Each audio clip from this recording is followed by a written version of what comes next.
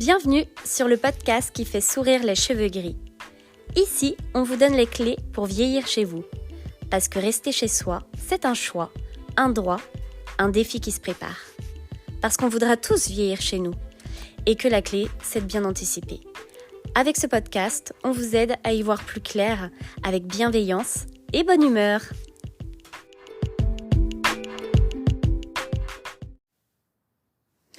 Bienvenue dans ce nouvel épisode du podcast qui fait sourire les cheveux gris.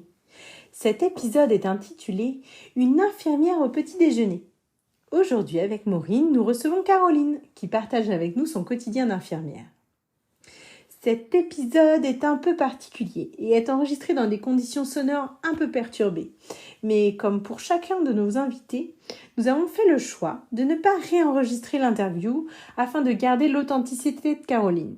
J'espère que ce témoignage vous plaira et nous nous excusons pour la gêne occasionnée. Bonne écoute.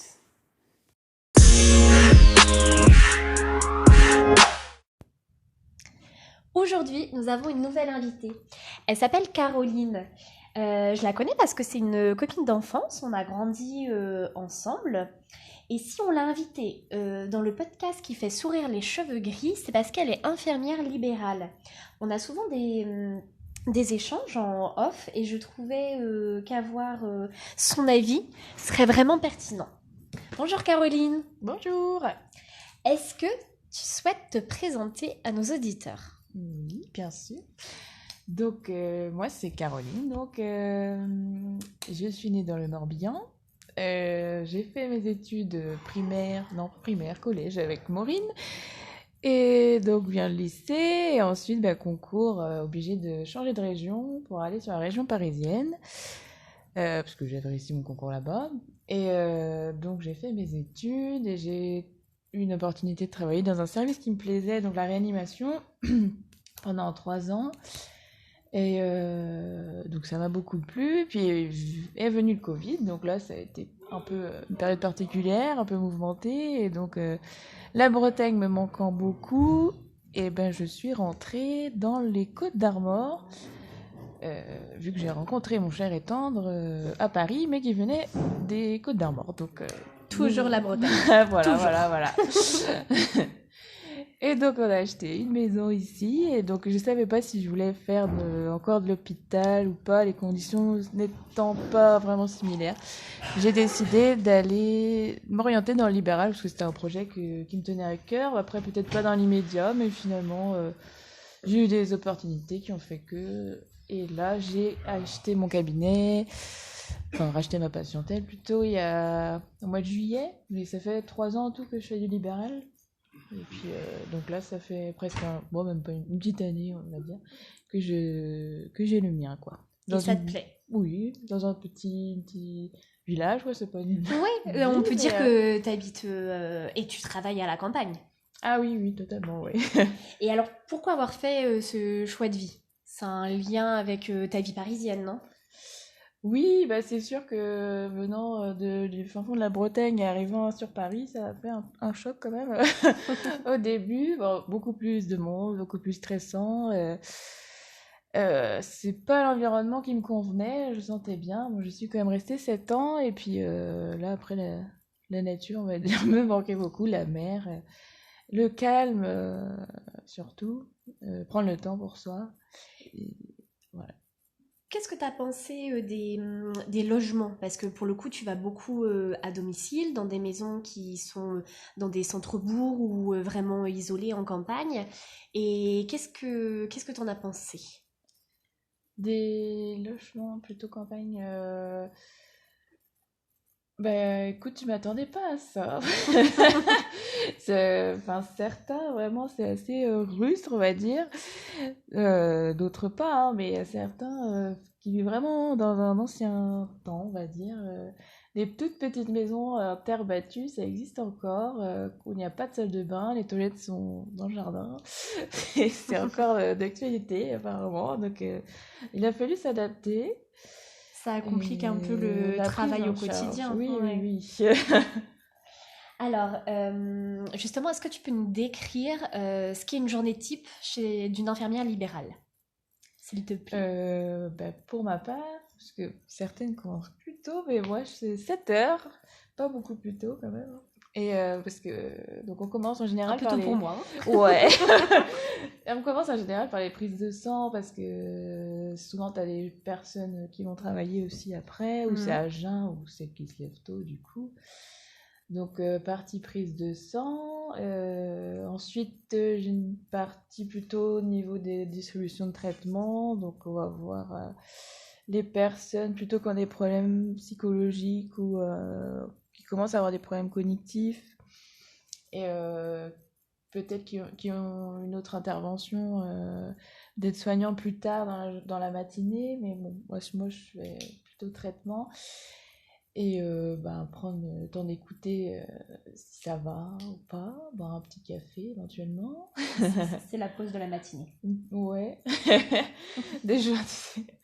Et après on enchaîne avec il y a une petite partie de toilette aussi. Bon, ça va, j'en ai pas trop encore. Mais ça dépend Parce des que tout le cabinets. monde n'a pas une infirmière et une aide-soignante. Ouais, voilà, après, ça dépend des villes aussi. Des fois, t'as pas forcément les associations d'aides-soignants qui interviennent. Ok. Donc, Elles sont pas toutes couvertes, les communes non, françaises. non. Ok. Enfin, aide ménagère encore plus. Enfin, si, il y en a partout, j'ai l'impression, hein, je sais pas. Mais aide-soignant, je sais, là où je faisais des remplacements avant, il n'y avait pas. Du coup, c'était nous qui faisions toutes les toilettes, quoi, de la commune, quoi. Et donc on s'adapte. Donc c'est pour ça qu'il y a plus d'infirmières dans ces secteurs-là. Ouais, enfin du moins dans le milieu rural, quoi. Et voilà. Ok. Après tu pars... Si sur l'heure de midi, tu reviens faire les pansements, non? Ouais. Oui, après, bon, quand j'ai fait mes toilettes, il y a la partie plus pansement sur l'heure de midi, quoi, en général. Et voilà, après ça dépend, des fois j'en ai moins, des fois j'en ai plus, donc je finis en général vers 13h, 13h30. Enfin, si tu as des urgences, bien sûr, tu restes avec les gens s'ils ne sont pas en sécurité, donc des fois ça peut prendre plus de temps. Oui, ce que tu me disais, si par exemple tu sens que tu dois appeler le SAMU, tu restes avec les personnes le temps que les secours arrivent, par exemple. Oui, quand je dis urgence, c'est ça, Ouais. c'est quand j'appelle les pompiers ou SAMU déjà, le temps de les appeler, c'est pas rapide. Et puis donc si la personne n'est pas bien, je vais rester avec elle, bien sûr. Donc voilà, donc bon, quand même en général 13h30. Après j'ai ma pause, où je dois quand même répondre au téléphone, rentrer mes nouvelles ordonnances et prendre les nouveaux rendez-vous. Voilà, c'est ça, ouais, le téléphone c'est souvent pour prendre des rendez-vous prise de sang. Donc faut que je mange, bien sûr. Donc j'essaie de couper le téléphone là, pendant 1 heure quand même. Et donc mes papiers, et je reprends vers 16h30, 16h. Donc pareil, j'ai plus le soir des traitements, de distribution de traitements à nouveau, quoi. Être sûr que les gens les prennent bien. Et mes personnes que j'ai vues le matin, que je revois le soir pour les toilettes. Donc là, le soir, je fais l'échange et je les couche. Après aussi, t'as les diabétiques. J'en ai pas beaucoup là en ce moment, mais sinon, on intervient 2 fois, le matin et le soir en général. Des fois le midi aussi, pour l'insuline. Voilà. Et tu me disais que t'amenais parfois le soir, t'amenais ta petite chienne Shelly avec toi. Ouais. Le soir, parce que du coup, c'est ma tournée plus courte. Et je reste un peu moins longtemps chez les gens. Parce que j'ai pas de grosse toilette du coup. Et donc elle est assez sociable. Donc je me suis permise de l'envoyer. Enfin, je demandais bien sûr l'autorisation avant aux personnes. Parce que t'en as qui ont des chats, donc je vais pas essayer de tenter le diable. Ou c'est certains qui aiment pas trop les animaux, mais en général ils aiment bien quand même. C'est hyper sympa. Ouais. Mais il y en a certaines, du coup elles sont très contentes de voir ma petite Shelly débarquer.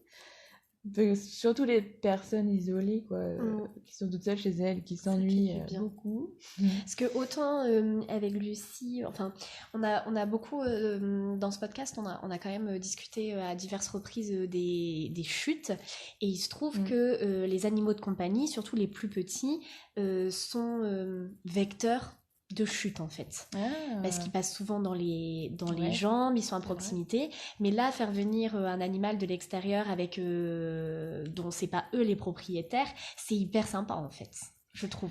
Oui, ça fait du bon au cœur pour eux, même si c'est sur une courte période, mais à chaque fois ils me demandent alors tu l'as pas envoyé ce soir Bon, des fois je peux pas non plus, Mais je trouve ça hyper J'essaie sympa. de l'envoyer quand je peux, quoi. Bah, ça rebondit, ça fait un relais avec ma question suivante qui sont quelles sont les qualités du coup pour travailler auprès des personnes âgées? Alors, bien sûr, la patience, hein, ça, je pense qu'on sait. Enfin, patience pour les écouter, pour se mettre à leur place, donc de l'empathie, quoi.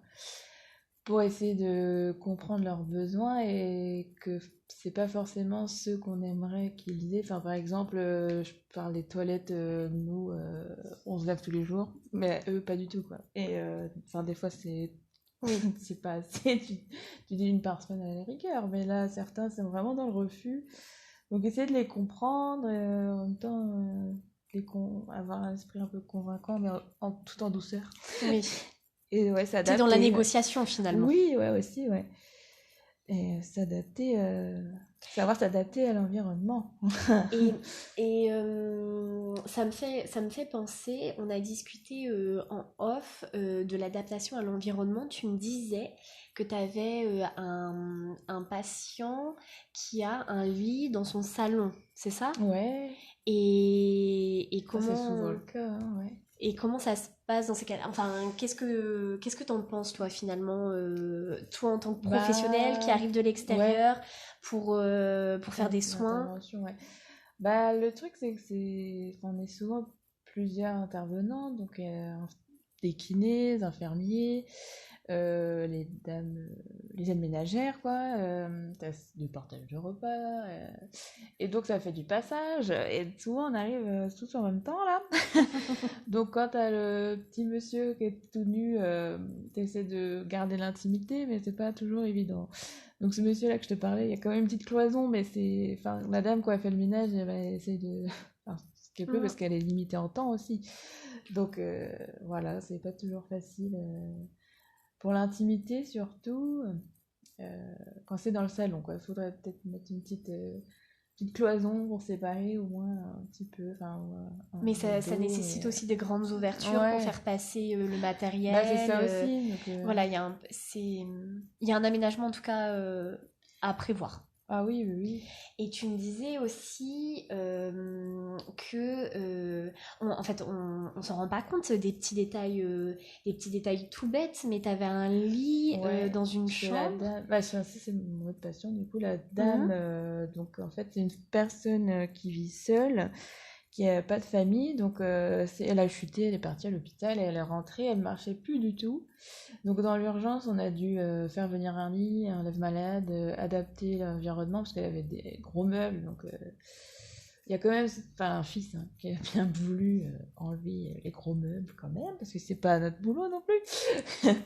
Mais bon, dans l'urgence, bah, l'hôpital appelle les infirmiers et puis bah, on doit un peu se débrouiller, quoi.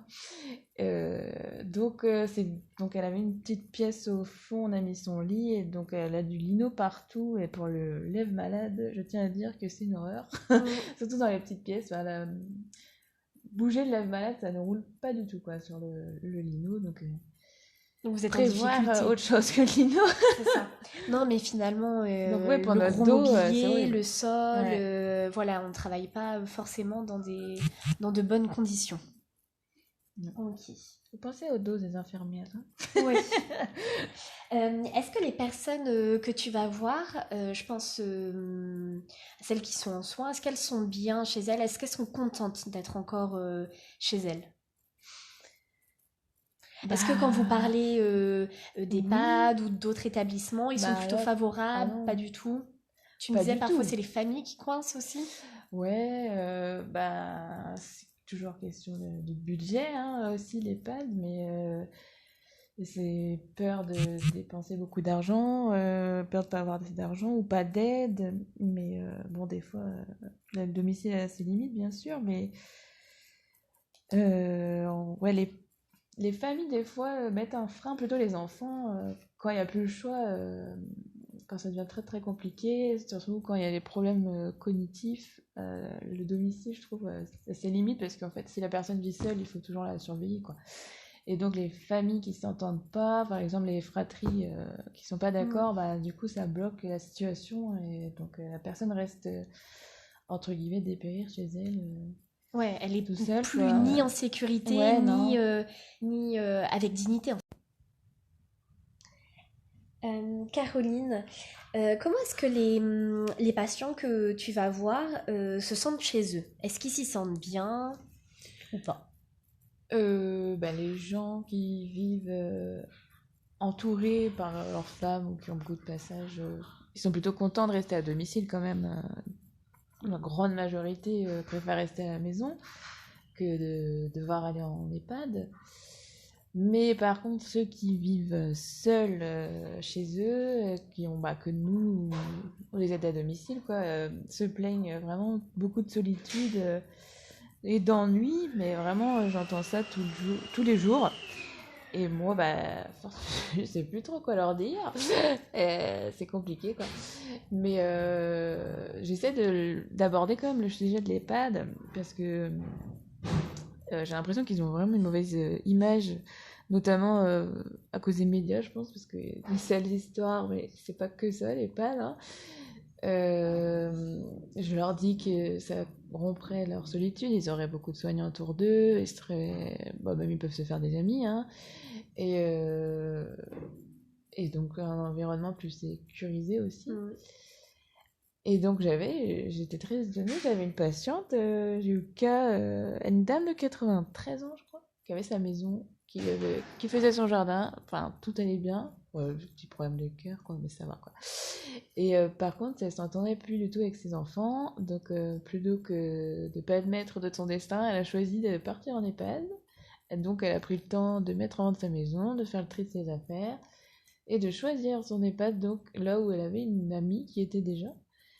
Et donc sa maison est en vente là encore, mais elle est partie, ça y est, elle est à l'EHPAD, elle est très contente. Et en plus, c'est une dame qui a beaucoup parlé, alors tu lui as fait beaucoup de bien, je pense. Non, mais ce qui est intéressant là-dedans, c'est que en fait, elle est actrice de sa vie. Ouais. En 93 ans, en plus, elle m'a vraiment étonnée. C'est chouette, c'est des belles histoires. La dernière question que j'ai à l'esprit, ça va être comment ça se passe pour faire le suivi entre tous les acteurs qui viennent à domicile chez les gens? Parce que toi, tu es infirmière, mais il n'y a pas que toi. Tu nous as dit, parfois, il y a des kinés, des aides à domicile. Comment est-ce que vous vous appropriez d'une certaine manière l'espace des particuliers? Ah oui, le logement. Nous, on s'impose un petit peu quand même, je trouve. On prend de la place, quoi, c'est ça que je veux dire. Oui, ouais, quand même, en général, soit dans la chambre ou dans le salon, c'est une table et on pose toutes nos affaires dessus, quoi. T'as le classeur du patient, la bassine, un peu de linge, le savon, tout ce dont vous avez les besoin gants. au quotidien. Ouais, du coup, ça prend quand même toute la table et ça reste là. En fait, c'est notre table, quoi. Et c'est à vue de tout le monde. C'est vrai que ça fait un peu hôpital dans la maison, quoi. C'est pas terrible, quoi. Ça change complètement l'atmosphère de la maison. Tu sens direct que tu rentres chez quelqu'un qui est un peu malade ou en tout cas dépendant, qui a besoin d'aide. Ouais. Puis je me dis quand même pour la personne qui vit avec, qui est en meilleure santé, qui s'en occupe, les dents naturelles, quoi. Du coup, en fait, elle voit que ça dans sa journée, quoi. Elle s'approprie même plus son espace, quoi. Elle adapte en fonction de notre passage aussi. Et puis, parce que, bon, après, c'est pour les aides ménagères, je pense que c'est peut-être compliqué pour elles au début aussi. Pour chercher tout leur matériel, comment ranger, parce que les personnes âgées veulent ranger d'une certaine manière, faut pas trop bousculer leurs habitudes, sinon elles s'énervent aussi, voilà. Mais c'est compliqué parce qu'on se rend compte que chez nous, en fait, c'est notre espace intime, c'est notre cocon, ça l'a toujours été, et là, il faut l'ouvrir, en fait, à d'autres personnes qui vont ouvrir nos placards, alors que normalement, c'est vraiment de l'intimité, donc ça demande on fouille un peu une acceptation. Dans leurs affaires, c'est un peu gênant, mais en même temps, t'oses plus trop demander après, enfin, surtout au début, après, qu'on est habitué, ça va, mais ouais. Au début, c'est compliqué. Et puis, aussi, les personnes n'ont pas forcément trop envie de nous voir au début. Hein. Les voisins ont besoin de nous. Donc, bien obligés de s'adapter et de voir leur porte, quoi. mais ça pourrait peut-être s'améliorer. Ça peut être un placard dédié, on peut peut-être dédier un placard uniquement aux personnes qui viennent à domicile. Ça peut être aménagé de manière différente. Ce que je veux dire, c'est que c'est pas non plus une fatalité. C'est juste qu'aujourd'hui, personne n'a pris un peu le taureau par les cornes. Ouais, le temps, puis pas trop peut-être l'idée comment faire. Et c'est vrai qu'un placard, ça serait peut-être déjà mieux, cacher un peu ce côté médical. Bon, même c'est le gros matériel, tu peux pas vraiment. Hein, voilà. C'est vrai que la bassine sur la table toute la journée comme ça. c'est pas top. Ouais. Ok. Est-ce qu'il y a autre chose que tu voudrais nous partager, Caroline, qui te vient à l'esprit? Est-ce que t'as aménagé... Est-ce que tu dois, toi, vieillir chez toi? C'est un peu la question de fin. on prendra soin l'un de l'autre. Mon conjoint était soignant, c'est pour ça. Mais non, là, je vais pas aménager du tout pour vieillir encore. Mais on vient d'arriver dans la maison. On y va petit à petit. Bon, déjà, j'ai une chambre en bas, mais bon, la salle de bain, n'y est pas. Mais je pense que c'est vraiment le truc à prévoir en priorité. Et les marches, éviter trop les marches. Là, ça va. Je peux arriver par le haut, j'ai pas de marche.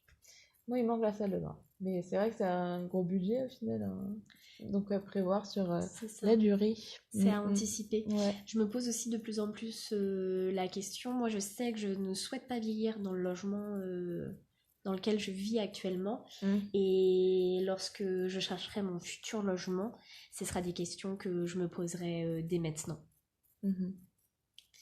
Eh ben, merci beaucoup Caroline pour cette interview, d'avoir répondu à mes questions et à bientôt. Oui, à bientôt.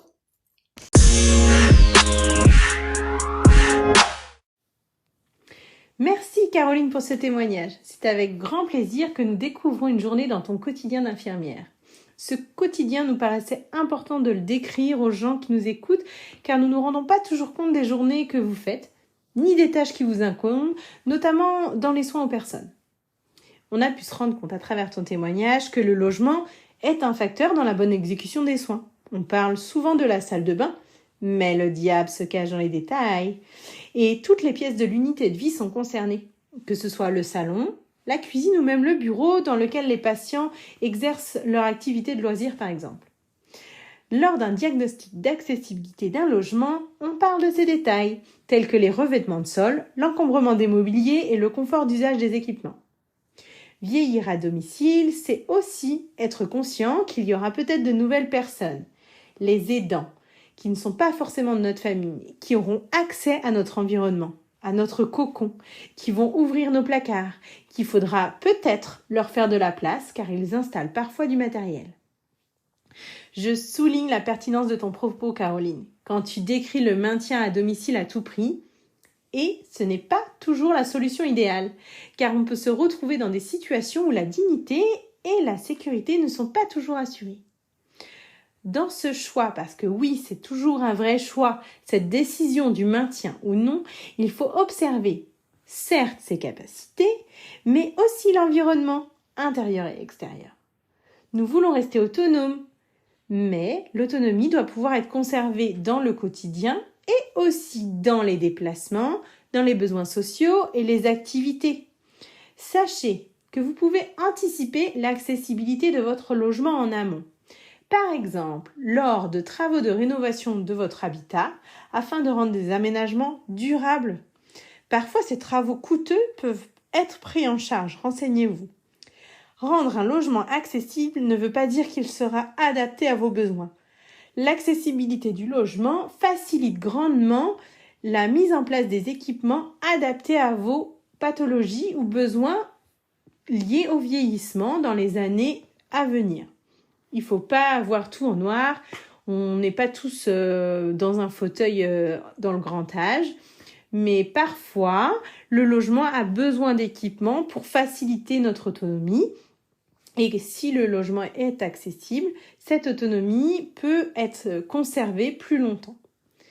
Merci en tout cas Caroline pour ce témoignage. Nous sommes ravis de t'avoir reçu. À très bientôt.